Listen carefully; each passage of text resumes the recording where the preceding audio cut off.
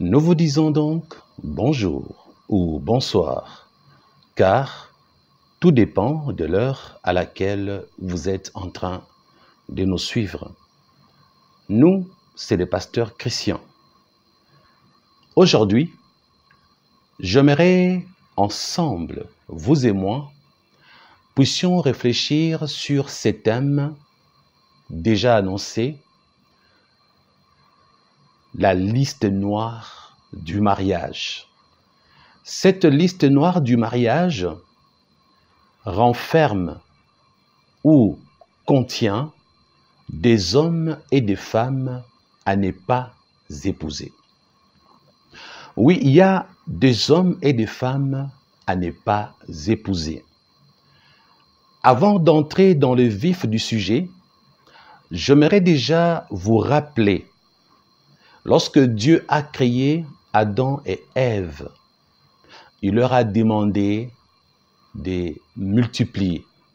Autrement dit, de peupler la terre. Puisque Dieu avait créé un homme, ensuite, il a également créé une femme pour un homme. Et les deux avaient l'obligation de peupler la terre entière. C'est en ces moments-là qu'on parlait déjà du mariage. Parce que la Bible dit que lorsque Dieu les avait unis, il les avait bénis. Le mariage est une institution divine. Une institution divine déjà préalablement bénie par Dieu lorsque un homme et une femme contractent l'union, ce qu'on appelle le mariage. Donc là, pour ouvrir rapidement les guillemets, je dirais que Dieu n'a jamais prévu qu'un autre homme épouse un autre homme ou qu'une autre femme épouse une autre femme. Tous ces pasteurs aux États-Unis, en Europe et partout ailleurs, qui célèbrent le mariage gay, ce sont des pasteurs satanistes. Parce que dans la Bible, vous connaissez mieux que moi le passage qui sera déjà affiché, la Bible considère l'homosexualité comme étant une œuvre contre nature. Comme c'est contre nature, c'est un péché lorsqu'un homme couche avec un autre homme. Parce qu'un homme avec un homme, coucher ensemble, c'est la sodomie. C'est en se sodomisant qu'ils font ce qu'on appelle les rapports sexuels. D'ailleurs, les animaux, vous ne trouverez jamais deux boucs en train de s'accoupler, ni deux rhinocéros, ni deux lions. Même chez les animaux, il y a quand même ce respect de la nature. Les animaux ne font pas le contre-nature. Mais les hommes exagèrent. Donc aujourd'hui, lorsque je parle mariage, vous les homosexuels, vous n'êtes pas concernés. Vous les lesbiennes, vous n'êtes pas concernés. Lorsque je parle mariage, je m'adresse aux hommes et aux femmes. Disons un homme et une femme. C'est ça le mariage. Vous vous êtes posé déjà des questions. Mais lorsque le pasteur Christian dit la liste noire du mariage, les hommes et les femmes à ne pas épouser. Ces hommes-là et ces femmes-là à ne pas épouser. Ces hommes et ces femmes à ne pas épouser. Ces hommes et ces femmes à ne pas épouser. Qui sont-ils, ces hommes et ces femmes à ne pas épouser? Qui sont-ils? Vous allez les découvrir au fur et à mesure que je vais avancer dans cet enseignement, frères et sœurs. Avant de commencer à les citer, j'aimerais aussi rappeler également, dans le Nouveau Testament, il y a eu l'apôtre Paul. L'apôtre Paul qui a souhaité, qui a dit clairement que lui avait choisi de vivre la vie des célibataires. Il avait choisi le célibat pour servir efficacement son Dieu. L'apôtre Paul a eu à préciser que lorsqu'on est célibataire, on sert puissamment son Dieu.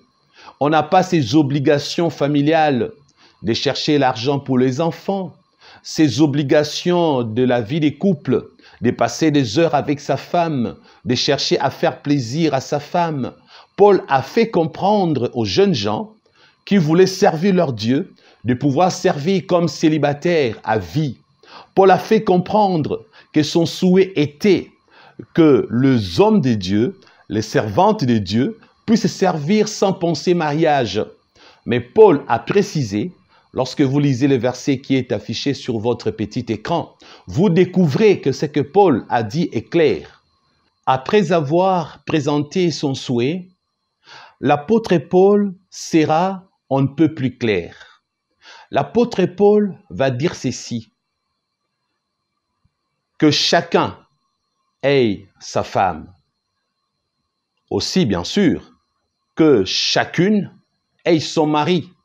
Si vous sentez que vous êtes incapable de vivre la vie de célibat prolongée jusqu'à votre mort, l'apôtre Paul a dit, alors mariez-vous pour ne pas brûler. Brûler, c'est-à-dire pour ne pas forniquer avec plusieurs partenaires, pour ne pas être impudique. Si la vie de l'ermite est impossible, l'apôtre Paul convie la servante ou les serviteurs de Dieu à se marier. C'est par là que j'aimerais dire, oui, ne pensez pas que le mariage est fait pour tout le monde. Il y a des eunuques par naissance, comme la Bible le précise. Ceux-là, c'est en eux qu'a été placée la force de résister au désir et au plaisir sexuel. Ceux-là peuvent rester 70 ans sur terre sans pour autant être tentés sexuellement. Ils auront d'autres tentations, ils auront d'autres luttes et combats face au péché, parce que le péché c'est au singulier, mais en même temps le péché singulier a des ramifications, c'est pourquoi on parle des péchés au pluriel. Il y a plusieurs sortes de péchés, l'orgueil, les vols, l'hypocrisie, la jalousie. Alors je ne dis pas que ceux qui ont la possibilité de tenir leur corps en bride, ceux qui ont la capacité de se retenir, ceux qui ont la possibilité de résister face au sexe et qui peuvent vivre longtemps sans avoir besoin, sans désirer les rapports sexuels, je ne dis pas qu'ils sont extraordinaires. Il y en a qui le sont par naissance, qui ont cette capacité. Alors frères et sœurs, oui, il y a des hommes et femmes qui ne se marieront jamais. Il y a de ceux-là et celles-là, s'ils essayent ou elles essayent de se marier par force, ça va échouer. Dans cette société, il y a d'autres personnes qui pensent qu'un homme qui ne se marie pas est anormal, qu'une femme qui ne se marie pas est anormale, c'est faux. Il y en a qui fonctionnent normalement, de femmes qui ne sont pas frigides, des hommes qui ne sont pas impuissants. Ils fonctionnent, elles fonctionnent, mais tout simplement, ils peuvent ou elles peuvent se passer du mariage. Donc, frères et sœurs, la première catégorie de hommes et femmes à ne pas épouser, que vous êtes censés mettre dans votre liste noire, ce sont ces hommes-là et ces femmes-là qui vous diront dans la causerie, moi, depuis mon enfance, j'ai toujours senti ça en moi. J'ai toujours su que le mariage n'est pas fait pour moi. Lorsqu'un homme, une sœur, tu es en train de l'aimer, messieurs, cette jeune sœur jolie, qui rayonne comme une étoile filante, lorsqu'elle passe dans ton quartier, ton cœur bat la chamade. Lorsque tu la regardes à l'église, tu sens tes poils, tu sens toutes tes choses du corps s'est réveillées.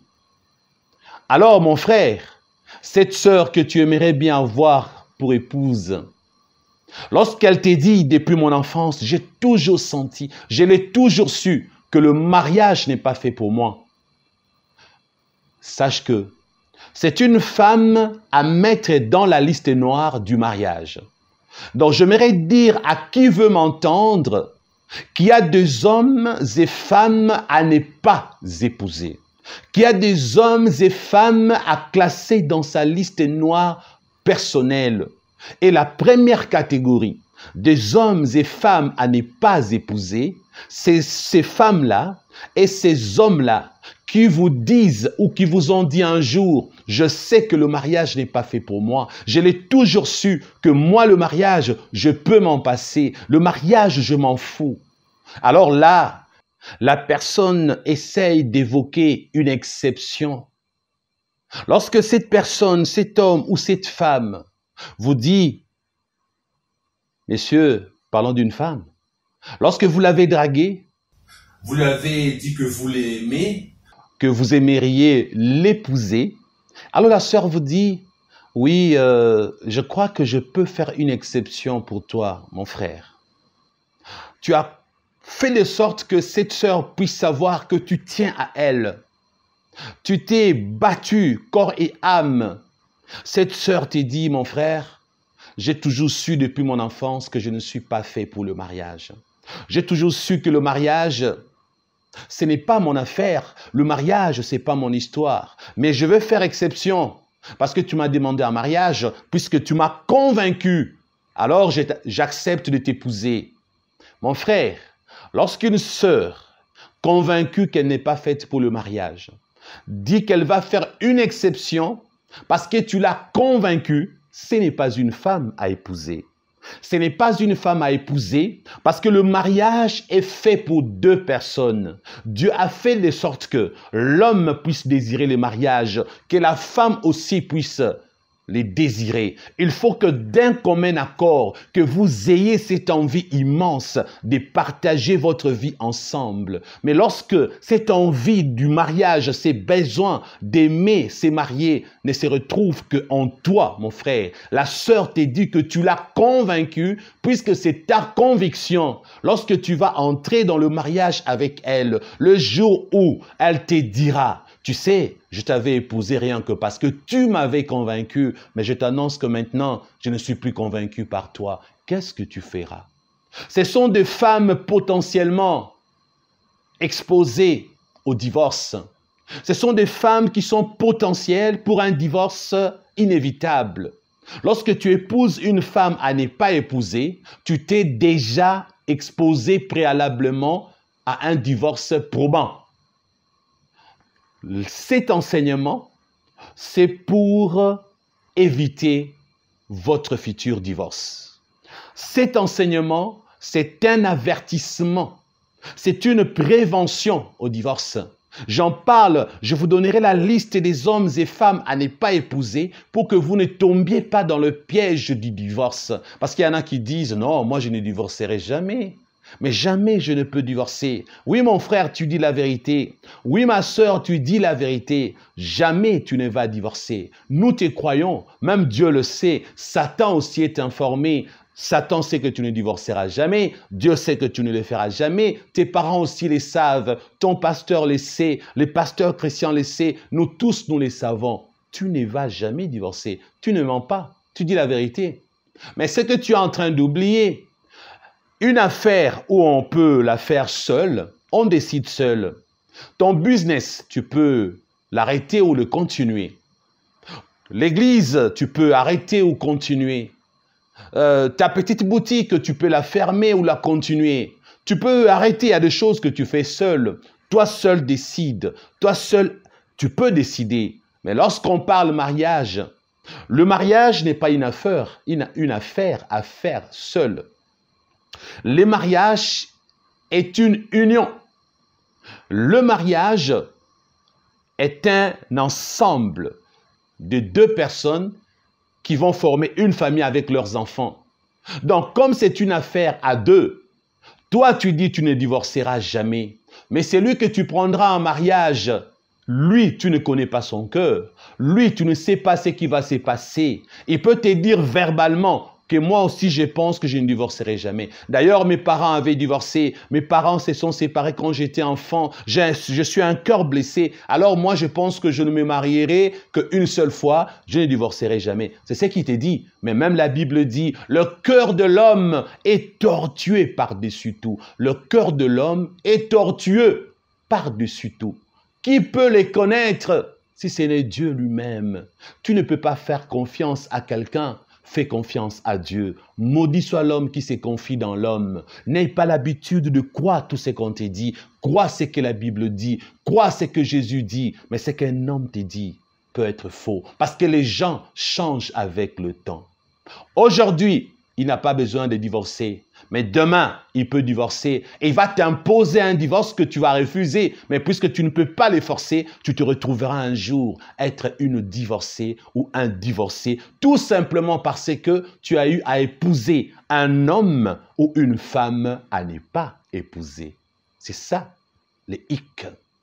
Il y a des hommes et femmes à ne pas épouser que vous êtes censés introduire dans votre liste noire. Créez une liste noire. Prenez un stylo avec votre bloc-notes, mettez à l'intérieur la première catégorie des hommes et femmes à ne pas épouser. Ce sont des hommes et femmes, soit qui sont nés uniques, ou alors ils sont nés avec le manque de besoin du mariage depuis leur enfance. Ces hommes et ces femmes disent qu'ils sont convaincus, que le mariage n'a pas été fait pour eux. Alors toi, qui va essayer de la forcer, toi qui va essayer de le convaincre, il sera convaincu, elle sera convaincue, mais sache que ça c'est un mariage, il y a keba keba comme on dit en lingala. C'est un mariage risqué, c'est un mariage déjà à problème, parce que ce qu'il n'a jamais voulu avoir, il ne peut pas se battre pour les conserver. Frères et sœurs, lorsque tu as travaillé durement, tu as gagné ton argent avec peine et douleur, tu dépenseras difficilement cet argent-là.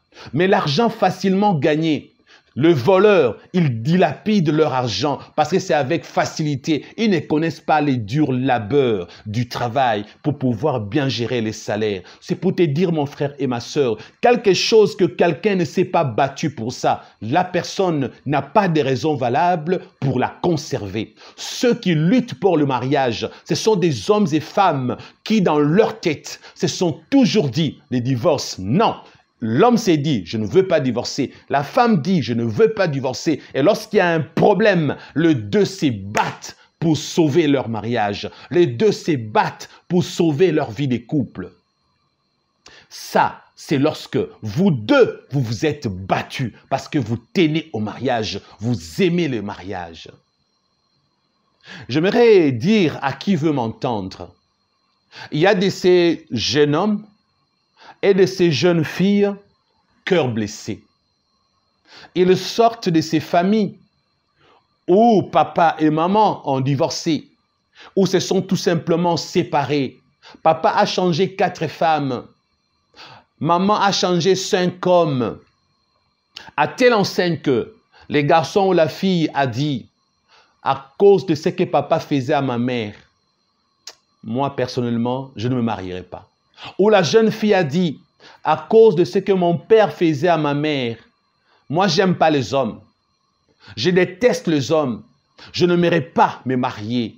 D'ailleurs, on dit qu'un homme qui n'aime pas les femmes, c'est une misogyne. Je crois que aussi une femme qui n'aime pas les femmes, peut-être que c'est aussi une misogyne. Je n'ai jamais fait attention pour savoir s'il y avait un autre adjectif pour qualifier ces genres de femmes. Alors, il y a de ces jeunes filles. Depuis l'enfance, tout ce que la famille lui a présenté, tout ce que les parents lui ont présenté, c'est un mariage échec. Tout ce qu'elle sait du mariage, c'est les bagarres. Vous savez, ici dans mon pays, il y a une tribu, excusez-moi, je ne suis pas un tribaliste, alors je ne citerai pas le nom de cette tribu. C'est dans cette tribu que depuis l'enfance, beaucoup de Congolais sont déjà informés. Les hommes de cette tribu-là ont l'habitude de faire agenouiller leurs femmes ensemble avec les enfants. Tu verras les messieurs à 4 enfants, ainsi que sa femme. Lorsqu'il est fâché, il tape sur la femme, il tape sur les enfants. Au besoin, il dit à sa femme, mets-toi à genoux. Et au même moment, il met aussi les enfants à genoux. Ici, dans mon pays. C'est encore dans cette tribu-là, chez ceux-là, où ces hommes épousent 2, 3, 4 femmes. Écoutez-moi attentivement. Il y a un petit frère, pas dans les petits frères du sang, mais en Christ, qui m'a dit que son père avait 2 femmes. Et les deux femmes ont habité la même maison. Il avait une seule villa.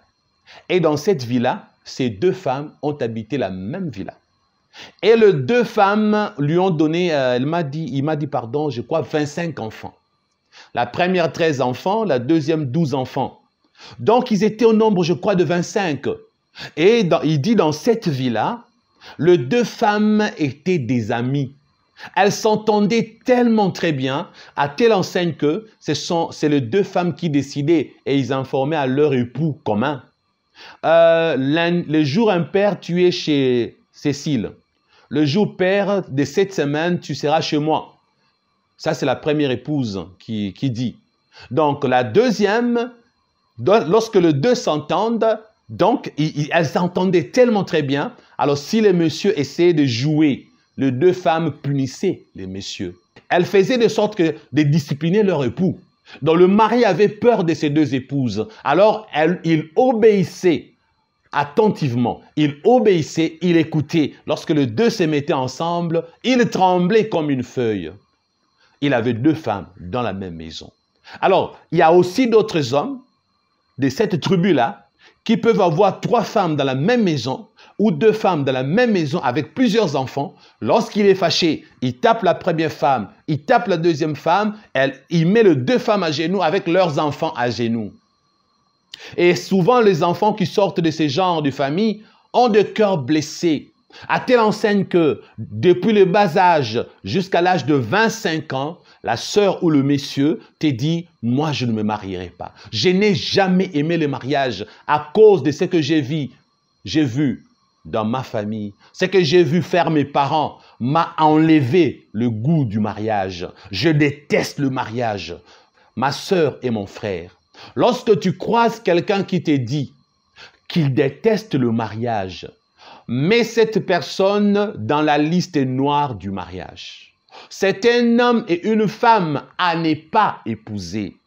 Tu ne peux pas faire naître en lui l'envie de se marier, le goût du mariage. Ce n'est pas ton travail, parce que toi, tu cherches un homme qui va également t'aimer. Tu cherches une femme qui va aussi t'aimer. Tu n'es pas là pour réparer le cœur blessé. Ce n'est pas ton travail. Tu n'es pas un docteur des âmes blessées. Tu n'es pas un docteur de cœur blessé. À partir d'aujourd'hui, prenez beaucoup de temps à étudier le mariage avant d'entrer là-dedans. Parce que de ceux qui sont dedans, nombreux cherchent la porte de sortie. Mais ceux qui sont dehors sont aussi nombreux à vouloir y entrer. Ceux qui sont dedans cherchent parfois la porte de sortie, mais ceux qui sont à l'extérieur cherchent la porte d'entrée. Alors j'aimerais vous dire que le mariage n'est pas une blague. C'est pour toute une vie. D'ailleurs, ce n'est même pas pour toute une vie. Parce que le mariage n'est pas forcément que pour toute une vie. Il y a des mariages qui apportent la mort. Ça ne sera pas pour toute la vie que tu vas te marier. Il y a des mariages qui apportent la mort, frères et sœurs. Il y a des femmes qui se sont mariées et c'est là dans le mariage que le mari l'a assassiné. Il y a des frères qui ont été assassinés là dans le mariage, empoisonnés par la femme, empoisonnés par les messieurs. Donc, les hommes et les femmes à ne pas épouser sont une bombe à retardement. Les hommes et les femmes à ne pas épouser sont des dangers imminents. Lorsque vous mettez dans votre liste cette personne qui est née unique, cette personne qui déteste le mariage, qui dit « moi, je sais que je ne suis pas fait pour le mariage », première catégorie. Deuxième catégorie, cette personne qui te dit « à cause de mes parents, à cause de X et de Y, moi j'ai décidé de ne pas me marier, je déteste le mariage ». Tu ne peux pas épouser une personne qui est convaincue qu'il n'a jamais été fait pour le mariage. Première catégorie, tu ne peux pas épouser une personne qui te dit qu'il déteste ou qu'elle déteste le mariage. Deuxième catégorie, les raisons sont multiples. Ces gens ont plusieurs raisons qu'ils avancent. Ils ont de raisons multiples et parfois des raisons qui tiennent la route, des raisons très valables, des raisons lorsque vous les étudiez sont des raisons qui en vaut la peine. Alors, mettez ces personnes dans votre liste noire. Alors, nous allons essayer d'avancer. Là, vous avez déjà deux catégories de personnes à mettre dans la liste noire du mariage. Laissez-moi développer un peu avant de continuer avec les autres catégories à insérer dans la liste noire du mariage. Mon frère, j'aimerais te dire que lorsque tu cherches une femme à épouser et que tu as parlé avec une sœur, et cette sœur t'a dit « Je t'aime beaucoup, mon frère. Moi aussi, je t'aime. » Alors, j'accepte ta demande en mariage. Essaie de lui poser la question à cette sœur. Tu dis que tu m'aimes, que tu acceptes ma demande en mariage, que tu vas m'épouser. Merci beaucoup, je suis très heureux de t'avoir pour fiancé, mais j'aimerais quand même qu'on approfondisse notre relation parce que le pasteur Christian m'a très bien enseigné de me marier une seule fois parce que vaut mieux rater 10 fiançailles que rater un seul mariage. Pour éviter d'échouer dans son mariage, de rater un seul mariage, il faut être très méticuleux dans les fiançailles. Il faut être pointueux. Il faut être très prudent, comme le serpent. Prendre des dispositions et des précautions. On ne badine pas avec le mariage. Alors, il faut sérieusement vérifier si cette femme vaut la peine d'être épousée. Parce que le fiançailles n'est qu'une promesse. Ou je dirais, les fiançailles ne sont qu'une promesse du mariage. Le fiançailles, ce n'est pas le mariage. Elles peuvent se rompre, mais briser un mariage, passer par le divorce, oh, que de conséquences à subir. Alors c'est pour vous éviter ces désastres, c'est pour vous éviter ces drames que je vous donne cet enseignement. Alors écoutez-moi très bien, vous posez la question à la sœur. Ma sœur, maintenant j'aimerais poser-lui cette question. Pourquoi m'aimes-tu? Alors mon frère, supposons que tu es musicien. Alors la sœur te dit, moi depuis mon enfance, j'ai toujours voulu épouser un musicien. Alors depuis mon enfance, comme j'ai toujours voulu épouser un musicien, lorsque tu es venu me demander en mariage, comme je te connaissais que tu étais musicien, mais je ne pouvais pas dire non. Parce que depuis mon enfance, j'ai toujours voulu épouser un musicien. J'aimerais t'informer, mon frère, quand une sœur te répond comme ça, prends cette sœur, ajoute-la dans ta liste noire. Tout à l'heure, je vais vous expliquer le pourquoi. Mais poursuivons.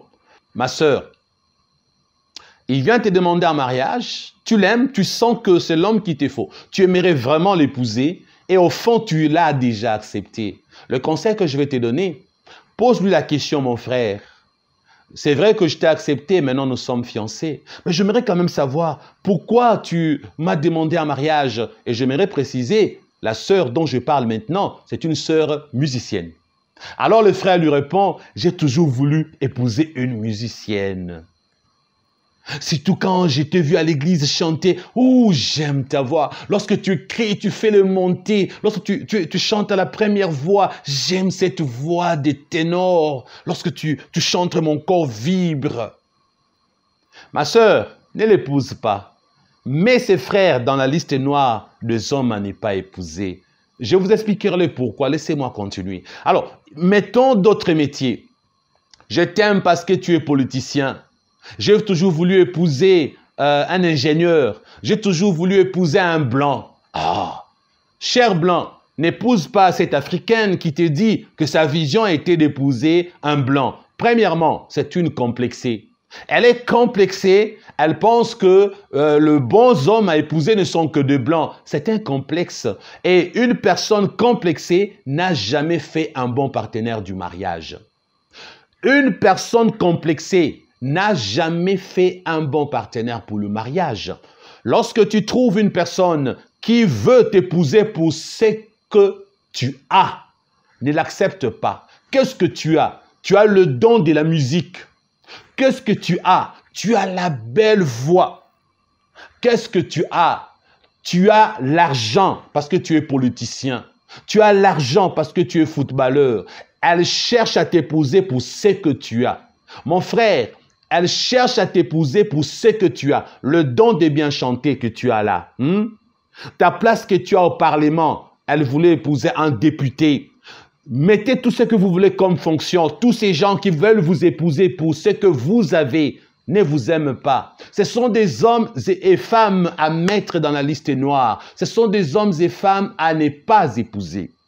Regardez, tu dois accepter en mariage la personne qui t'aime pour ce que tu es et non pas pour ce que tu as. La personne doit t'aimer pour ce que tu es, pas pour ce que tu possèdes. Lorsque une femme dit « je ne veux qu'un blanc », ça montre que un homme noir, un Africain, il est un noir. Cette femme n'aime pas épouser le noir. Déjà, c'est une Africaine raciste. Comme elle est raciste, voilà ce qui va se passer. Elle va courir derrière tous les blancs qui existent. Le français, le belge, les américains, les canadiens. Après avoir échoué, à l'âge de 40 ans, elle change.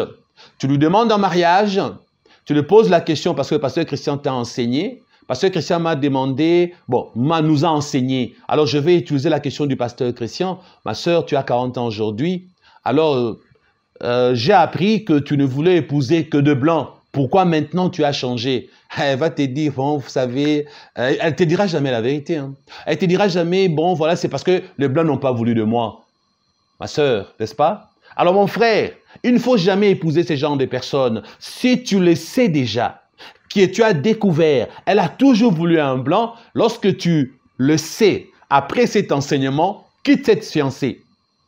Vous allez me dire, pasteur Christian, sépare les gens. Non. La Bible dit que nul ne sépare ce que Dieu a joint. Le mariage n'est pas à séparer, mais les fiançailles peuvent être séparées. Les mauvaises fiançailles peuvent être séparées. Un pasteur peut prêcher contre les mauvaises fiançailles. Donc, je peux vous suggérer des séparations pour les mauvaises fiançailles, mais je ne peux pas vous suggérer les séparations pour les mauvais mariages. Donc, aujourd'hui, je ne suis pas encore dans le mariage, je suis avant le mariage. J'enseigne les hommes et femmes qui cherchent à se marier. C'est à eux que je parle. Frères et sœurs, apprends à dissoudre ou alors à quitter une femme, un homme que tu avais déjà choisi, lorsque tu découvres que cet homme ou cette femme est dans la catégorie des hommes et femmes à ne pas épouser, parce que tu risques de rater ton mariage. Ce que je vous dis, je vous l'ai dit en tant que pasteur. Pourquoi j'ai fait cet enseignement? Parce qu'après avoir écouté plusieurs hommes, ainsi que plusieurs femmes qui ont divorcé, j'ai appris beaucoup chez ces hommes-là, ainsi que ces femmes-là. Lorsque j'ai vu les raisons pour lesquelles ces hommes et femmes divorcent, ce sont ces raisons-là qui m'ont inspiré cet enseignement. Alors je sais de quoi je vous parle. Donc ma sœur, mon frère, tu dois accepter un homme ou une femme qui veut t'épouser pour ce que tu es et non pas pour ce que tu as. Ce que tu es, c'est quoi? Tu as une grosse tête. C'est ta tête. Tu es comme ça. Tu es né comme ça. Tu as de petits seins comme des citrons. Tu es né avec ça. N'accepte pas cet homme qui te dit, lorsque je vais t'épouser, moi-même je vais dépenser un peu de chirurgie esthétique, fais-moi plaisir, fais-toi gonfler le sein. Lorsqu'un homme te dit des choses pareilles, ne l'épouse pas. C'est un homme à ne pas épouser, mets cet homme dans ta liste noire. Parce que ces genres d'hommes, voilà ce qui va se passer. Nous avons une Congolaise qui aujourd'hui est une servante de Dieu, je vais taire son nom. Pour ces hommes qui lui disaient, tu as des petits seins comme des citrons, je mets de gros seins, des pamplemousses. Alors, puisqu'elle-même, elle avait l'argent, l'homme avait l'argent, elle a voulu faire plaisir aux hommes. Je dirais aux hommes. Pourquoi j'ai dit aux hommes? Parce qu'il n'y avait pas que celui qui l'avait épousé qui voulait le gros sein. Donc, depuis sa jeunesse, chaque fois qu'elle a croisé les hommes, la plupart d'hommes lui disaient « Pourquoi tu n'as pas de gros sein? J'aurais voulu que tu aies de gros seins. » Mes frères, mes sœurs, faites attention avec ces hommes qui vous disent « J'aurais voulu que tu aies de gros seins, j'aurais voulu que tu aies de longues jambes. » Ces genres d'hommes, mettez-les dans votre liste noire. Ce sont des hommes à ne pas épouser. Une fois que vous les acceptez dans le mariage, ils vous seront infidèles. Ils iront chercher ce que vous manquez ailleurs. Maintenant, écoutez cette sœur, qu'est-ce qu'elle a fait? Cette sœur, ici au Congo, à l'époque Zaïre, il y avait un docteur qui faisait de la chirurgie esthétique. Il avait sa réputation. Alors la sœur est partie voir ses docteurs pour se faire retoucher le sein. Lorsqu'elle est arrivée à l'hôpital, elle a payé son argent, elle a dit ce qu'elle voulait. Le docteur a gonflé ses seins, mais malheureusement, ça a raté. Vous allez dire, oh, elle est en Afrique, ça a raté. Même aux États-Unis, ça rate aussi. Vous avez suivi des émissions là-dessus. Aux États-Unis aussi, ça rate. Vous avez vu partout dans le monde ces femmes ou ces hommes qui ont essayé de changer leur corps, les nez, les lèvres, et puis ça a mal tourné. Et cette sœur s'est retrouvée obligée d'accepter l'ablation des seins. C'est comme ça qu'on dit, je pense en médecine, l'ablation des seins. On lui a coupé les deux seins pour la sauver parce que ça pourrissait. Il ne fallait pas laisser la chose s'aggraver. Aujourd'hui que je vous parle, elle sert Dieu avec des seins, comment vous appelez ça, des prothèses. Elle n'a plus le sein parce qu'elle voulait faire plaisir à un homme. Et j'aimerais également vous informer. Cet homme l'a quittée. Elle est aujourd'hui femme célibataire, non mariée, divorcée, sans le sein. Frères et sœurs, avez-vous compris? Que dire de cette autre servante de Dieu? J'étais aussi son nom. Elle a épousé un homme de Dieu, mais malheureusement pour elle, dans sa jeunesse, oh non, tu sais, tu es enceinte, ma réputation risque de s'éternir. Pour sauver mon image, accepte l'avortement. Elle a accepté l'avortement, ça s'est mal passé, elle a perdu ses trompes. Aujourd'hui, elle est mariée.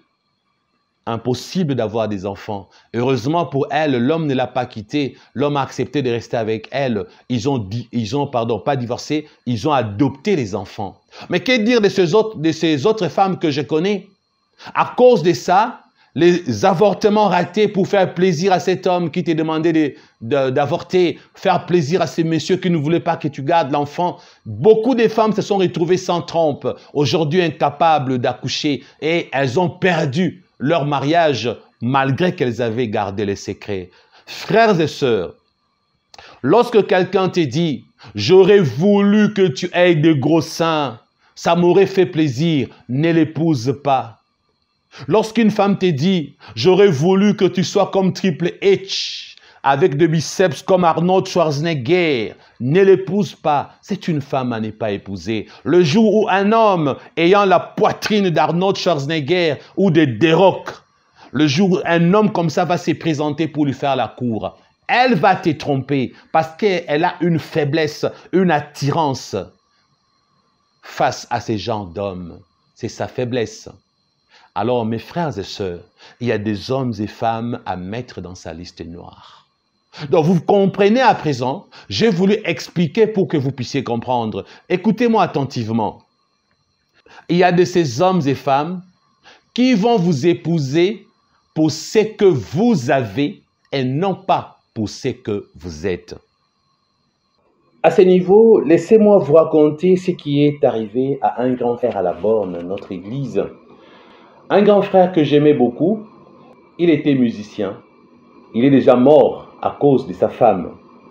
Cette femme a demandé le divorce. Et notre frère était pasteur.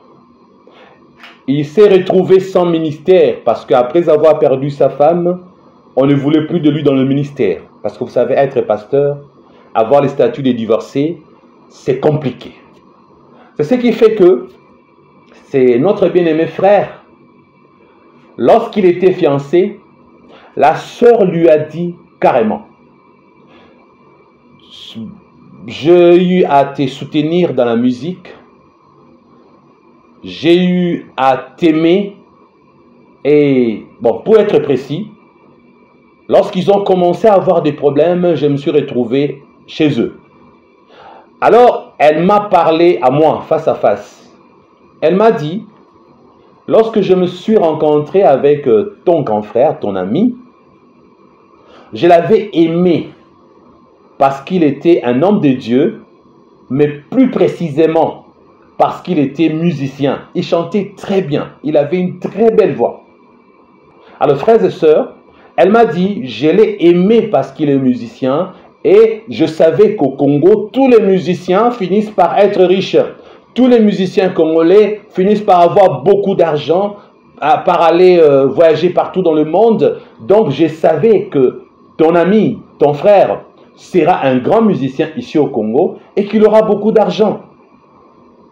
Maintenant, ce que je n'apprécie pas, il laisse avec la musique qui peut lui procurer de l'argent et il s'est dit qu'il est pasteur et aujourd'hui il sert Dieu dans votre église La Borne comme pasteur et ce qu'on lui donne comme l'argent qu'on lui donne parce qu'il est pasteur à La Borne, c'était un petit montant, ça ne nous convient pas. Non, nous louons une villa de 800 $. J'ai besoin qu'on achète notre propre villa. Nous avons besoin d'acheter beaucoup de véhicules, mais je ne me retrouve pas. Il est mal payé. La villa coûte 800 $. Eh bien, son salaire à lui est tellement petit. Moi, je dois suppléer. Je l'avais épousé parce que je savais qu'il deviendra riche. Si quelqu'un a compris cet exemple, c'est pour vous dire ceci, mes frères et sœurs. Cette sœur a eu à épouser cet homme pour ce qu'il allait devenir, non pas pour ce qu'il était. Ça aussi, c'est très important. Lorsque tu découvres que quelqu'un est en train de t'encourager, oh, tu sais, moi, comme tu es musicienne, je t'épouse parce que j'ai toujours voulu épouser une musicienne, mais encore, je t'assure, vu la musique que tu fais, tu deviendras riche. Ma sœur, il peut ne pas te dire qu'il a toujours rêvé épouser une musicienne. Peut-être que ce n'est pas son rang. Lui, ce n'est pas son problème. Sa vision n'a jamais été « je dois épouser une musicienne ». Mais il a un problème. Voici son problème.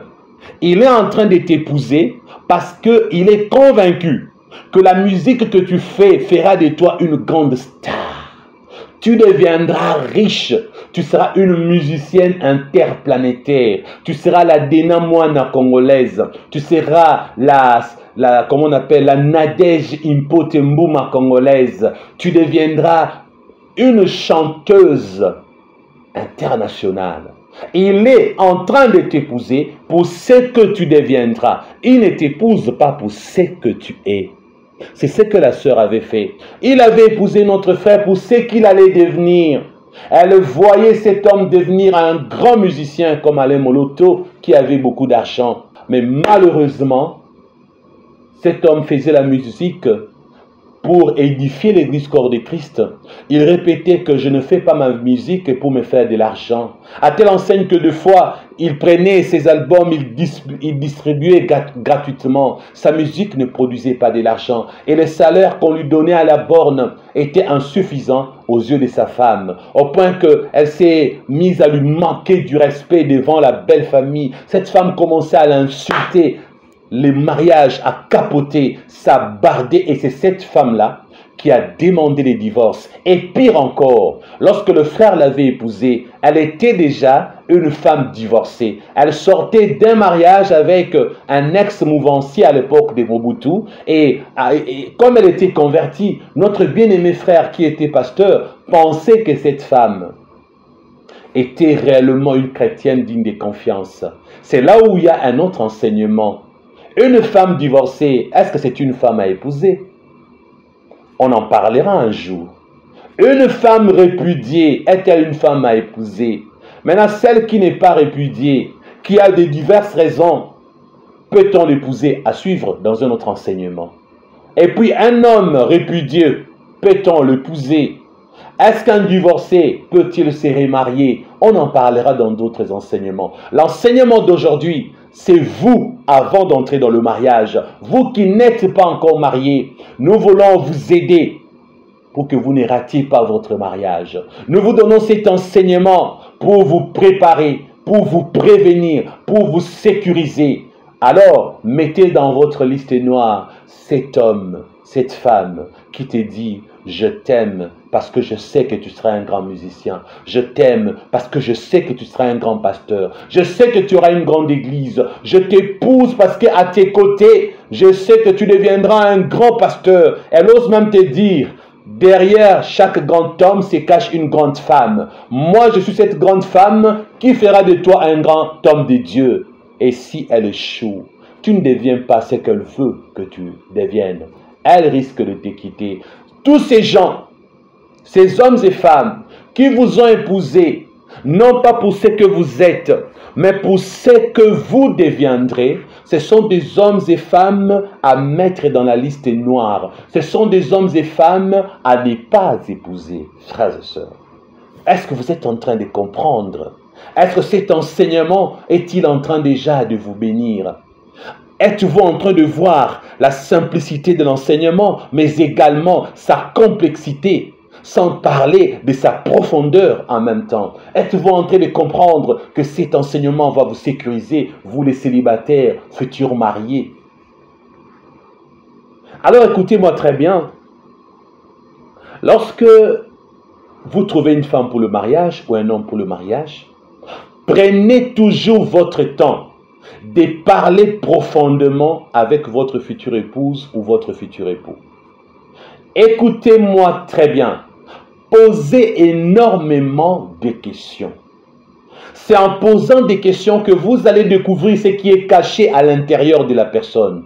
Quoi qu'il est écrit, le Saint-Esprit sonde tout, même les profondeurs de Dieu, et il nous les révèle. Lorsque tu n'as pas une intimité profonde avec Dieu, comment le Saint-Esprit va-t-il aller sonder les profondeurs de cette femme pour te révéler son cœur qui est caché? Frères et sœurs, je donne cet enseignement pour vous faciliter la tâche. Je vous conseille à poser des questions. Écoutez-moi encore. Il n'y a pas que des questions à poser à la personne. De la même manière, vous voulez acheter une maison, une villa, une parcelle. Qu'est-ce que vous faites? Vous vous renseignez dans les quartiers si ce n'est pas une maison à problème, parce que vous savez bien, par exemple, en Afrique et dans mon pays, 70% des conflits dans les tribunaux sont des conflits parcellaires. Alors, qu'est-ce qui se passe avant d'acheter une maison? On n'achète pas une maison comme on achèterait les arachides, le pain ou le téléphone. Il y a tellement de choses, des démarches à suivre. Il faut aller chez le conservateur, au cadastre chez nous, pour aller vérifier est-ce que cette maison appartient bien à la personne, est-ce que ce n'est pas conflictuel, y a-t-il une opposition? Vous faites tellement de démarches pour vous rassurer. De la même manière pour le mariage. Aujourd'hui, les jeunes gens banalisent le mariage. Ils se marient à la va-vite. Ils sont tellement pressés de goûter au plaisir sexuel. Ils sont tellement pressés de vivre ensemble. Ils ne vérifient rien. Pouf! Déjà dans le mariage. Et lorsque vous êtes dedans, vous commencez à pleurer à cause de choses que vous allez découvrir là-dedans. Pour ne pas que cela vous arrive, écoutez attentivement cet enseignement. Devenez des inspecteurs. Devenez des agents de services secrets. Après l'avoir interrogé, va dans le quartier où il a grandi, même s'ils ont déménagé 1000 fois. Essaye de lui dire, il faut lui dire la vérité. Messieurs, avant de t'épouser, excuse-moi, je vais vraiment me renseigner sur toi. J'aimerais que tu me donnes au moins 3 endroits où tu as eu à habiter, puisque toi, tu sors d'une famille où papa et maman n'ont jamais acheté une maison. J'aimerais visiter 3 quartiers là où tu as eu à vivre pour me renseigner. Alors, si c'est un homme ou une femme qui a vécu dans la même maison toute sa vie, la maison de ses parents, puisque ses parents n'étaient pas locataires, alors va dans son quartier. Ce que je vous dis est vrai. Vous allez découvrir dans le quartier, c'est comme celle qui est mon épouse aujourd'hui. Elle a grandi dans la maison familiale depuis le jeune âge. Et dans son quartier, elle est connue. Lorsque je me suis renseigné, oh, cette fille-là, oh, c'est un petit ange. Celle-là, qui a fini l'université, 9 ans d'études pour devenir docteur ici au campus de la République démocratique du Congo. Cette fille qui a atteint 30 ans sans connaître des hommes, oui, elle avait dit vrai. Elle s'est mariée vierge et moi qui l'ai épousée vierge, j'ai vérifié, elle était réellement vierge. On ne m'avait pas menti. Dans les quartiers, on la connaissait, elle avait un bon témoignage. C'est ce qu'il faut que vous puissiez faire. Allez dans les quartiers. Lorsque vous allez poser la question à l'église, vous n'aurez pas de bonnes réponses. Parce qu'à l'église, tout le monde est un ange. À l'église, il y a beaucoup de démons. Des démons avec des ailes. À l'église, il y a beaucoup de démons qui s'habillent en blanc. À l'église, il y a beaucoup d'anges aussi qui ont des queues. À l'église, il y a beaucoup d'anges qui ont des cornes. C'est une façon de vous dire, les apparences sont trompeuses. Les églises locales ne sont pas remplies que de gens vrais. Il y a trop de mauvaises personnes dans nos églises. Allez dans le quartier, là où la personne a grandi. Renseignez-vous sur ces messieurs. Vous allez entendre, oh mais il a fait avorter 2 filles dans ces quartiers. Vous allez entendre, mais c'est un petit bandit. Vous allez tout apprendre. Je vous dis vrai. Ne prenez plus le mariage comme quelque chose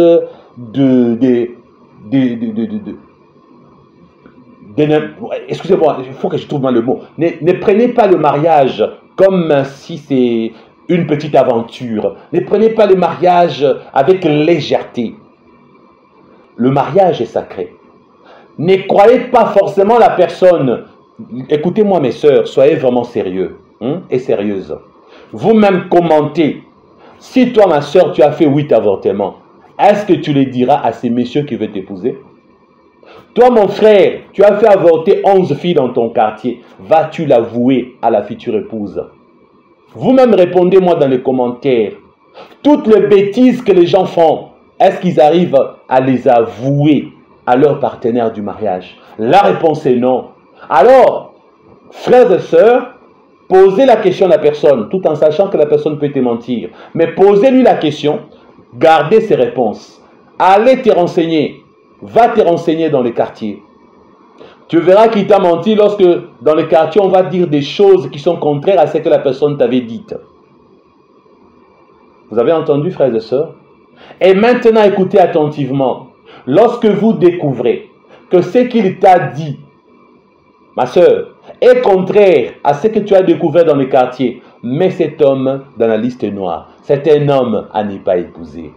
Lorsque cette sœur t'a dit qu'elle n'a jamais fait d'avortement, dans son quartier, tu as trouvé le monsieur qui t'avoue qu'il lui a fait avorter 2 fois. Mets cette sœur dans ta liste noire. C'est une sœur à ne pas épouser. Vous savez, lorsque j'étais jeune garçon, je voulais me marier un peu vite. Il y avait une métisse de notre église. Elle m'aimait énormément. Et je voulais l'épouser. Un ami pasteur est venu me voir pour me dire, tu veux l'épouser, je vais te sauver. N'ose même pas. Parce que cette fille-là, qui fut ma fiancée, j'ai découvert que le que-là qu'il m'avait dit, quand je suis parti vérifier, le que-là était vrai. Et cet homme m'avait sauvé, j'ai refusé d'épouser la sœur. Vous avez compris?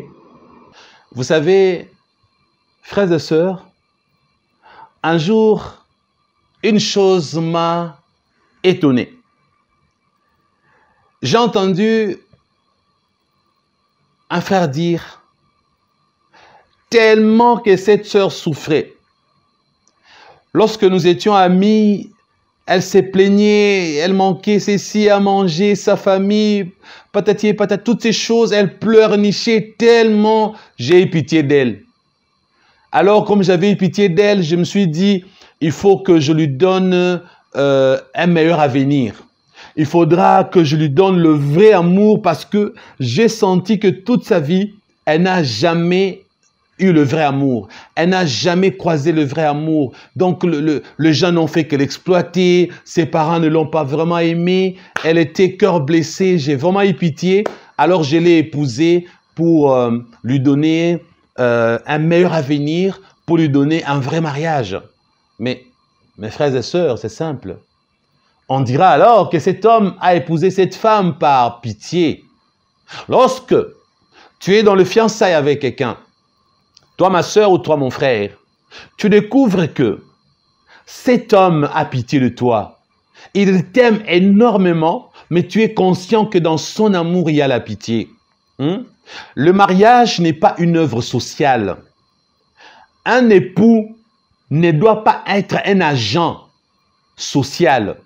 Une femme ne doit pas être un agent social. Tu ne peux pas épouser quelqu'un qui veut faire le social avec toi. Tu ne peux pas épouser quelqu'un qui a pitié de toi. Quelqu'un qui t'aime parce qu'il veut t'aider. Il veut que tu aies un bel avenir. Il a tellement pitié, il veut te prouver que le vrai amour existe. C'est lui qui va te démontrer que le vrai amour existe. Ma sœur, mon frère, ce que tu es en train d'oublier, c'est que le mariage, écoutez-moi très bien. Vous entendez cet adage ou je dirais cette expression? Beaucoup de gens ont eu à le dire. L'amour est aveugle. Mais j'aime, un homme de Dieu a ajouté. L'amour est aveugle, mais le mariage lui ouvre les yeux. Alors, si vous avez l'amour qui est aveugle, vous qui pensez que l'amour est aveugle, vous voulez vous aimer dans cet aveuglement. Vous dites non, l'amour est aveugle. Moi, je ne veux pas poser trop de questions. Je veux l'aimer tel qu'il est. Dieu va nous aider. Écoutez-moi très bien. Aucun verset biblique n'a dit, ou je dirais ça autrement, il n'existe aucun verset biblique qui dit qu'on se marie par la foi. Tu n'as pas besoin de la foi pour te marier. La Bible est claire. L'homme quittera son père et sa mère s'attachera à sa femme et les deux deviendront une seule chair. Parce qu'Adam n'avait pas de père ni de mère. Ève n'avait pas de père ni de mère. Quand la Bible dit « et l'homme quittera », cela veut dire que vous et moi, les enfants d'Adam et Ève, ma sœur, tu dois quitter tes parents. Mon frère, tu dois quitter tes parents. Vous deux, vous deviendrez une seule chair. Alors, si vous voulez la foi, exercez la foi dans le choix. Dis que j'avais la foi que je trouverais une bonne épouse. Ok? J'avais la foi que j'aurais l'argent pour épouser ma femme. Maintenant, quant au mariage lui-même, tu ne peux pas dire « Je suis conscient que c'est un voleur. Je suis conscient que c'est un escroc. Cette femme est une pute. Cet homme est un bandit, mais je l'épouse par la foi. Comme je l'épouse par la foi, je sais qu'il va changer. J'ai la foi qui va changer. » Tu n'es pas le Saint-Esprit pour le convertir. Tu n'es pas le Saint-Esprit pour pousser cette personne à la repentance, ni pour changer son cœur. Tu ne dois pas te marier par la foi, disant « je me suis marié par la foi, elle va changer. Je suis marié par la foi, il va changer. » Ne te marie jamais par la foi. D'accord? Tu n'as pas besoin de la foi, de cette foi-là que tu parles là pour te marier. De cette foi-là dont tu parles pour te marier. Alors je reviens. Je l'ai épousée, j'avais tellement pitié d'elle, j'avais tellement pitié de lui. Il souffrait énormément. Ma sœur, si tu sens qu'il a pitié de toi, accepte de souffrir sans lui. Ne l'accepte pas pour le mariage. N'épouse pas un homme qui a pitié de toi. Mon frère, cette sœur a tellement pitié de toi, ne l'épouse pas. Vous savez, il y a un autre cas. Là, c'est un aîné dans la foi, le pasteur Israël Nsembe, qui nous a raconté ça. Alors, il a dit, un jour, il parlait avec un frère de l'église qui travaillait. Il avait un bon boulot. Le frère lui disait, pasteur, en tout cas, vraiment, je dois me marier, je dois forcément me marier. Obligatoirement, je dois me marier, vraiment. Je sens que je dois me marier, je sais que je dois me marier. Alors, le pasteur Nsembe lui a dit, ok, moi, j'aime toujours vérifier lorsque les gens disent qu'ils ont envie de se marier, lorsque les gens disent qu'ils doivent obligatoirement et forcément se marier. Le pasteur Nsembe a dit, moi, j'aime toujours vérifier ça. J'aime toujours vérifier. Alors, comme tu dis que tu dois te marier, dis-moi, quelle est la vraie raison qui te pousse à te marier? Quel est le vrai mobile? Qu'est-ce qui te prouve que toi, tu dois nécessairement et forcément te marier? Alors le frère a de répondre, pasteur, quand je rentre chez moi, je trouve le bordel. Je rentre chez moi, je n'ai pas le temps de cuisiner. Je rentre chez moi, je me rends compte vraiment que j'ai besoin de quelqu'un. Je pense qu'il faut que je me marie. Parce que si j'avais ma femme, je ne mangerais pas les dindons. Chez nous, les dindons, c'est les croupions. Tout le monde connaît ça. Je ne mangerai pas la nourriture de la rue, ce que le Camerounais appelle le maquis. Chez nous, on appelle ça les maléwa.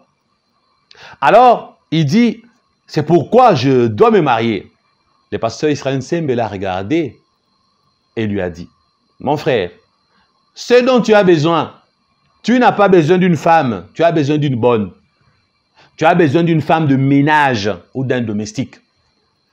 Tu n'es pas prêt pour te marier parce que les raisons que tu avances, les arguments que tu avances, ce n'est pas à cause de ça qu'on doit se marier. Ce n'est pas parce que tu rentres chez toi, tu trouves que tout est, il y a le bordel comme tu le dis. Ce n'est pas parce que quand tu rentres à la maison, tu trouves qu'il n'y a personne pour te repasser les habits, personne pour passer la serpillière.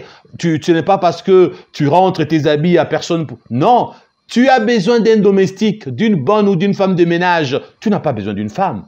Alors ma sœur, toi tu es consciente que cet homme t'a toujours dit, le jour où il t'a demandé un mariage, il a été clair avec toi. Il t'a dit, je dois me marier parce que quand je rentre chez moi, les habits sont en désordre, ma maison n'est pas balayée, alors ma sœur, veux-tu m'épouser?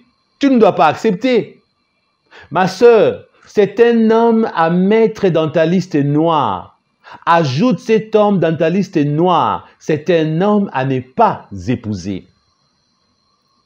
Parce que cet homme qui veut t'épouser, comme il n'a pas compris c'est quoi le mariage, frères et sœurs, tous ceux qui divorcent, ce sont des gens lorsqu'ils se sont mariés, soit le deux ou l'une des personnes, des partenaires, n'avaient pas compris c'est quoi le mariage.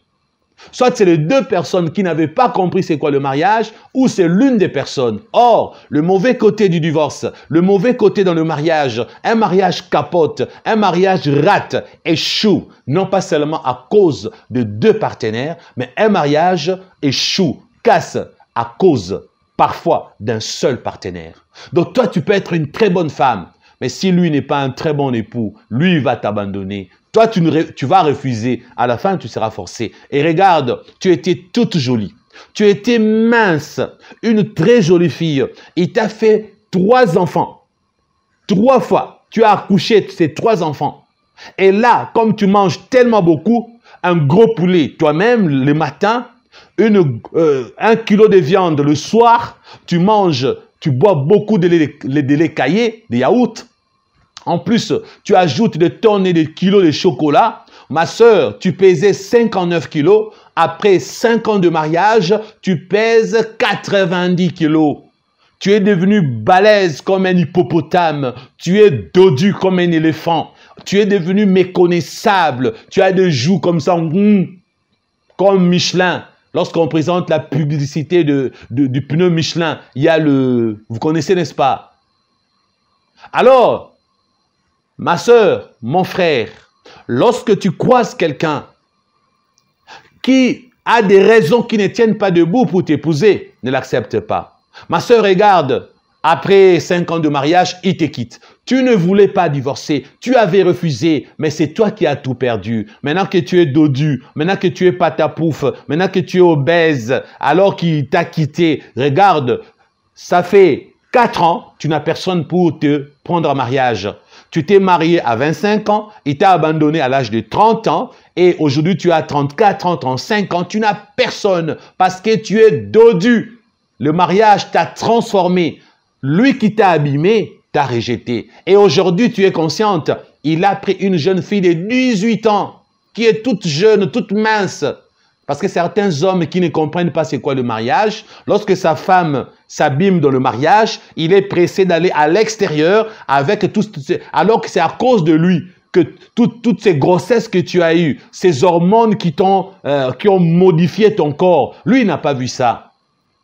Comme ces messieurs qui avaient quitté sa femme après 7 enfants. Mais combien de fois les hormones n'ont pas modifié le corps de cette femme qui a fait cet enfant, messieurs? Et après, tu commences à dire, ma femme, c'est une fainéante, elle est bouffe tout. Aujourd'hui, elle est dodue, je n'arrive pas, elle sait bien quand on s'est marié que moi, je ne voulais pas des femmes dodues. D'ailleurs, j'ai eu à quitter mes fiancés qui étaient dodus. Pourquoi je vais la garder? Messieurs, c'est à cause de toi qu'elle est dodue. Tu vas me dire, non, pasteur, elle mange tout, elle bouffe tout. Mais attends, On se marie pour les pires et les meilleurs. Il y a même un certain ami, frère, homme de Dieu, qui m'a dit, non, pasteur Christian, on ne se marie pas pour les pires et les meilleurs. On se marie pour les meilleurs et les bonheurs. Il faut enlever les pires. Alors, si quelqu'un te dit, moi, je cherche une femme que je vais épouser pour les meilleurs et les bonheurs, ne l'épouse pas. C'est aussi une personne à mettre dans la liste noire du mariage. Il va te donner un enseignement du genre, quand vous dites pour les pires et les meilleurs, c'est comme si vous ouvrez la porte au diable pour qu'il vous apporte le pire. Ça, c'est comme ça qu'ils expliquent un peu. Alors, nous nous marions pour les meilleurs et les bonheurs. C'est des bêtises. C'est des bêtises parce que ce que la Bible dit, jusqu'à ce que la mort vous sépare. Depuis quand la mort de façon humaine est une bonne nouvelle.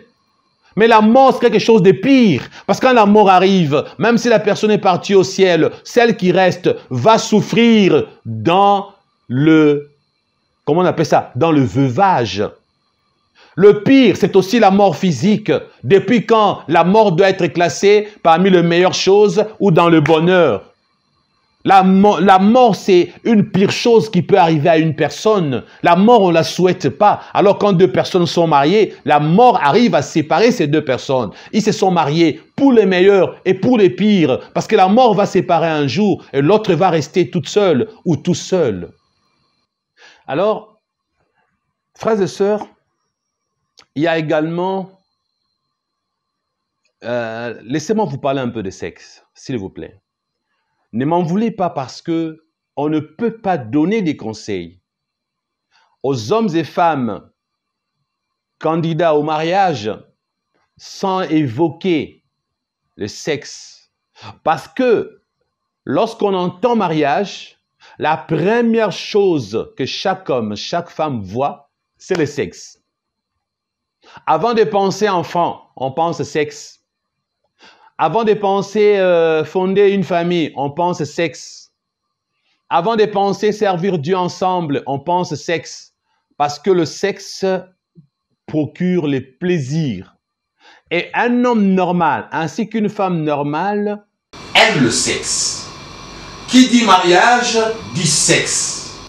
Alors j'aimerais vous informer que si vous entrez dans le mariage précipitamment, sans penser au sexe, vous risquez d'échouer votre mariage. Et c'est là où j'avais comptabilisé le bien-aimé frères et sœurs de notre église, puisqu'on avait plus de 10 000 membres. Comme c'était une grande église de plus de 10 000 membres, j'avais à l'époque fait ma liste et enregistré les causes des divorces. Et à l'époque, je me suis rendu compte que 90%, je savais que ça allait vous surprendre, 90% de couples évoquaient le problème de sexe. Sexe à échelle large. Quand je dis sexe, ça veut dire que le sexe intervenait dans plusieurs branches. 90% des raisons des divorces, il y a le sexe dedans. Et 10%, c'est l'argent. Mais 90% le sexe. Alors, si vous voulez que je puisse contrebalancer, je dirais que le sexe prenait par minimum, mettons, 60%, l'argent, 40%. Or, quand on dit sexe, c'est large. Quand on dit l'argent, c'est large. Vous allez comprendre. Prenons le sexe au spectre large. Prenons un cas spécifique d'une sœur, de deux personnes, deux couples différents qui ont divorcé pour les mêmes raisons. Écoutez ça attentivement. La sœur est venue voir le pasteur. Pasteur, je suis venu me plaindre. D'accord, je t'écoute. Votre frère là, malheureusement, il était aussi pasteur dans le ministère. Votre serviteur de Dieu là, le pasteur là, mon mari là, ça fait 9 ans que je suis avec lui. La première fois que votre frère là m'a fait jouir, j'ai pu atteindre mon orgasme. C'est la première année de notre mariage. Depuis la première année de notre mariage, jusqu'à aujourd'hui, 8 ans après, il n'arrive pas à me faire atteindre l'orgasme. Alors, moi, je pense que sans sexe, je ne peux pas rester dans ce mariage. Parce que moi, j'aime les orgasmes. Et pour commencer, cette sœur ne s'était pas mariée vierge. C'est une sœur, avant de se marier, elle avait goûté à plusieurs hommes. C'est le genre de sœur, en goûtant plusieurs hommes, elle avait croisé les hommes de taille moyenne, les hommes, donc mettons, les hommes qui avaient la bite, bon ça c'est l'euphémisme. Donc quand on dit la bite, c'est euphémique, pardon, c'est l'euphémisme. Ne pensez pas que c'est grossier. Il y avait des hommes qui avaient la bite S, donc small en anglais, petit en français, la bite dans medium, dans M, medium, et puis la bite XL, donc, ou double XL. Donc il y a de petits, de moyens, de très gros. Elle avait goûté à toutes ces choses-là, de plusieurs catégories. Maintenant, cette sœur, sa catégorie de référence, c'était double XL. Pas XL, double XL. C'est ce qui fait que c'est le genre de sœur, elle-même, elle est trop ouverte à l'intérieur. Donc, je vais être encore très pudique. Dans son entrée à elle, dans son sexe, c'est comme ça qu'on dit quand on ne veut pas dire le nom que vous connaissez. Donc, puisqu'elle faisait trop de rapports sexuels, elle s'était déjà ouverte, donc sa chose était vraiment large. Maintenant, frère, sœur, tu es célibataire. Sans d'abord te marier, puisque tu es chrétien, tu dois te marier vierge et chaste. Vous deux vierges, sans connaître homme ni femme avant le mariage. Si tu ne te renseignes pas, cette sœur qui était habituée avec toute catégorie, quelle est sa catégorie de référence? C'est double XL. Maintenant, il a épousé un frère qui, lui, n'est pas double XL, il était M, donc médium. Et là, la première année, l'homme a pu faire quelque chose, la femme était contente. Et après, plus rien. Et je suis sérieux, c'était un pasteur.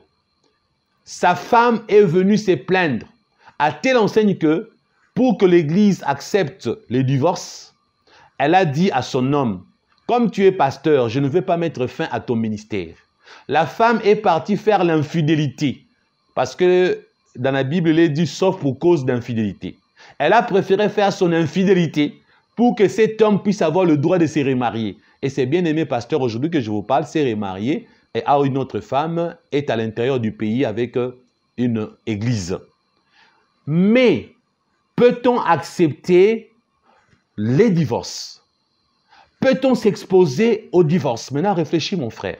Si tu tombes chez cette sœur qui ne te trompe pas, mais qui demande le divorce, sans te tromper, elle se bat, elle a le divorce. Maintenant qu'elle n'a pas été infidèle, là, va demander à ceux qui ont déjà prêché sur l'enseignement sur les divorces. Et ils vont te dire, pas moi, parce que moi, je n'ai pas encore prêché ça. Ils vont te dire, la Bible dit, tu ne peux te remarier que s'il y a eu infidélité de ton partenaire. Maintenant, en ce moment-là, s'il n'y a pas eu infidélité, pour ceux qui prêchent comme ça, cela veut dire que toi, cette femme qui t'a quitté là, ce n'est pas de ta faute. Elle te quitte, mais elle t'impose le célibat jusqu'à ta mort. Parce qu'en ce moment-là, tu vas te retrouver sans sexe jusqu'à ta mort. Est-ce que tu vas t'en sortir? Donc, c'est pour dire oui, frères et sœurs, je fais cet enseignement tout simplement parce que la vérité est que cette histoire de mariage et de sexe peut conduire beaucoup de gens en enfer. Oui, un mariage raté peut t'exposer à la perdition. Oui, le problème de sexe non réglé avant le mariage sera pour toi la perdition. C'est ainsi, comme nous n'encourageons pas les hommes à s'essayer avant le mariage avec leurs femmes, j'avais conseillé en disant ceci. Dans notre église, nous avons imposé aux fiancés de nous apporter deux choses. Les tests de sérologie, pour voir s'il n'y a pas le sida, et l'électrophorèse pour éviter aux mariés de faire des enfants SS. Donc les AS, si tu es AS, messieurs, ta femme est AS, vous n'allez pas vous marier chez nous. Et si vous avez le sida, non plus. Maintenant, j'ai réfléchi à cause des divorces que nous avons enregistrés. Moi, je me suis dit, il est important qu'on ajoute le test d'aptitude physique. Parce que la majorité des hommes de Dieu de notre église qui ont perdu leur femme, c'était à cause du sexe. Et le sexe en question, ce sont les femmes qui se plaignaient. Et je me suis dit, si ils étaient ensemble, partis faire une aptitude physique, alors le médecin allait dire, messieurs, sans l'avoir touché, cette femme là en dessous, c'est vraiment, il n'y a plus l'élasticité. Donc, même le spéculum, là, quand j'ai essayé, à peine j'avais commencé, c'était déjà tout dedans. Donc, sans même que je ne pousse, ça s'est introduit tout seul. Mon spéculum a glissé. Zzz. Et comme mon spéculum a glissé, zzz, je ne te conseille pas. Et le médecin va te dire, le gynécologue va te dire, d'ailleurs, mon spéculum, j'avais mis ça à la taille double XL. Donc, à la taille double XL, à peine j'ai essayé, c'était déjà dedans. Cette femme-là, c'est vraiment boulevard du 30 juin. C'est vraiment une autoroute. Et malheureusement, sur une autoroute, s'il n'y a pas d'embouteillage, s'il n'y a pas de feu rouge, donc c'est priorité pressée, vas-y. Et dans le mariage, les rapports sexuels avec une femme qui est un boulevard, eh bien, messieurs, tu ne vas rien sentir. Parce que nous avons eu aussi d'autres cas.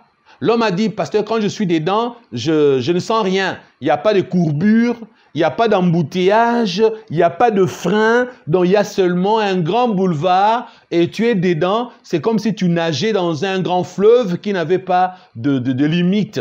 Alors, pasteur, je t'assure, je ne sens rien. C'est trop gros. Là-dedans, c'est vraiment... J'en parle avec l'euphémisme. Si vous voulez zapper, je vous encourage, vous pouvez déjà zapper. Mais cet enseignement est capital parce que ceux qui ont connu ces problèmes aujourd'hui, ils sont en train de pleurer. Donc vous qui pensez que c'est de la blague, zappez, partez, je vous dis même au revoir. Mais vous qui savez que c'est important, vous pouvez rester. Donc je n'impose personne de m'écouter. Alors je continue. Frères et sœurs, cet homme s'est plaigné. Et à l'époque, je me suis renseigné chez le docteur. Les docteurs ont dit, oui, pasteur, il y a des femmes, par exemple, qui lubrifient trop. Il y a de ces femmes-là, naturellement, elles lubrifient trop, elle a trop de matière, de liquide. Alors, parfois, si elle est large, là, quand quelqu'un est dedans, maintenant, cet homme sera obligé de dire, je pars faire gonfler ma bite. C'est ainsi que certains hommes ont cherché des produits pour gonfler leurs choses, pour que ça corresponde à celui de la femme. Alors, vous voyez, c'est déjà de problèmes là. Voudriez-vous que ça vous arrive? Ne pensez-vous pas que ce genre de choses, il ne faut pas que cela vous arrive? Alors, c'est pour vous avertir, frères et sœurs, faites bien attention. Alors, écoutez-moi très bien. Toujours dans ces genres de cas, si vous faites les tests d'aptitude physique, nous avons connu cette sœur qui, malheureusement, a fait 9 ans avec un homme impuissant. Nous ne savons pas cet homme s'il savait, s'il avait caché, mais la chose est que elle a supporté, elle a patienté 9 ans sans rapport sexuel réel. Maintenant, bizarrement, un jour, cet homme annonce à sa femme, je suis parti voir le docteur m'a dit, que j'essaie avec les autres femmes, peut-être que c'est avec toi que je ne marche pas, parce qu'il y a aussi ce qu'on appelle l'incompatibilité sexuelle. Et bizarrement, cet homme dit, quand j'essaie avec les autres femmes, ça marche. Mais pourquoi avec toi, ça ne marche pas? Je veux m'arrêter ici aujourd'hui pour vous dire que il y a ce qu'on appelle l'incompatibilité sexuelle. Et lorsque vous découvrez l'incompatibilité sexuelle, la femme qui vous est incompatible sexuellement, c'est une femme à ne pas épouser, mettez-la dans la liste noire. L'homme qui vous est incompatible sexuellement, c'est un homme à ne pas épouser, mettez-le dans la liste noire des hommes et femmes à ne pas épouser. Nous allons continuer prochainement en détaillant, en enrichissant, parce qu'il y a beaucoup à dire. Que Jésus-Christ vous bénisse. À la prochaine.